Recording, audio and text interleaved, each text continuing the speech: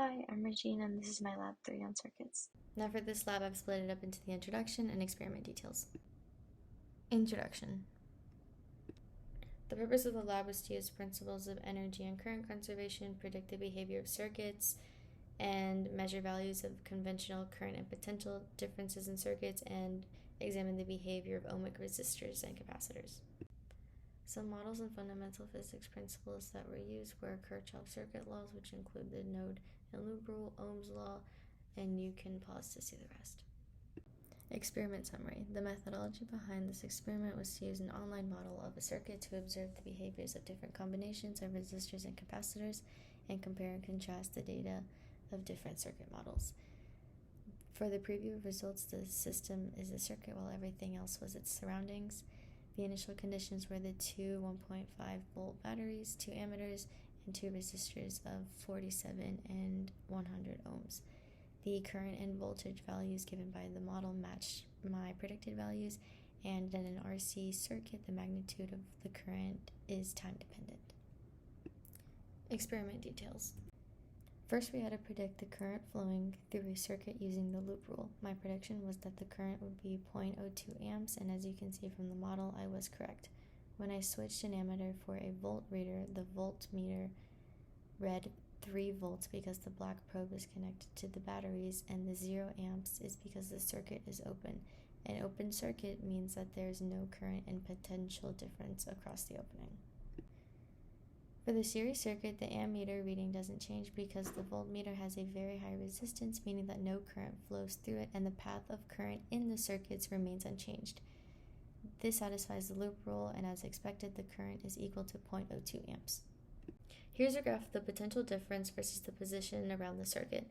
The batteries raise the potential, and the wires have a negligible effect on the potential. The resistors both lower the potential by having negative potential differences, and the wire and the ammeter have negligible resistance, so they don't affect the potential.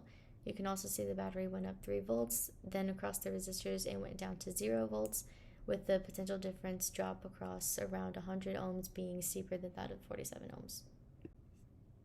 For this part of the experiment, we were trying to answer, when you attach the voltmeter, why doesn't the ammeter reading change? Well, when you do this, when you attach the voltmeter, it has a very high resistance and very little current flows through it. So the ammeter doesn't really change since the voltmeter doesn't affect the current in the rest of the circuit. When the parallel ammeter circuit is created, the current splits into 2 paths. Since the ammeter has 0 resistance, all the current goes through it and creates a higher current reading of 0.06 amps. And here are the other resistance calculations I computed, and these match those shown in the circuit model. For part 3, we're observing RC circuits. Here we have a battery connected to a 10 ohm bulb and capacitor in series. The bulb lights up and then slowly starts going out, and the current decreases from maximum down to 0. Then we disconnected the battery and the bulb lights up again, but then it goes out. We did this for a 10 ohm bulb and a 20 ohm bulb, and here I listed the time it takes to be charged and time it takes to discharge. For this RC circuit, we had a 9 volt battery, a 200 microfarad capacitor, and a 30 ohm bulb. First, I had to measure the voltage across the capacitor discharging and recorded the voltage and time and plotted the data. I then found the line of best fit and calculated my time constant, and I will explain further in the next slide. Here are the readings of the potential difference across the capacitor as a function of time over 20 seconds. This shows that the potential difference of the capacitor would change according to the following exponential equation. Then by taking the log of both sides, this will yield a straight line with the slope of -1 divided by RC, which on my previous slide I wrote was 6.024 seconds.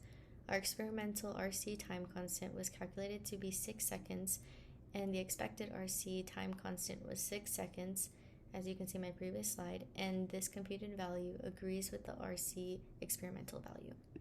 For possible errors, because a circuit model was used, it's highly unlikely that the data is incorrect. So it would have been on my end from inaccurately recording voltage and times from charging or discharging. Now on to the discussion questions. For the first part, an actual ammeter would have experienced some resistance instead of the 0 resistance in our ideal circuit model, and overall the current would have decreased due to experiencing this resistance. Now for the second question, no resistor in the circuit means that the circuit would have reached full charge immediately since there isn't a resistor to slow the current down.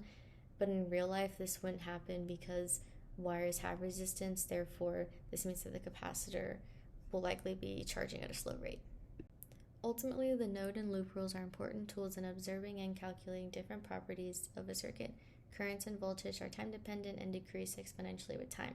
And for calculating accurate values in an ideal circuit, wires and ammeters must have zero resistance. Thank you.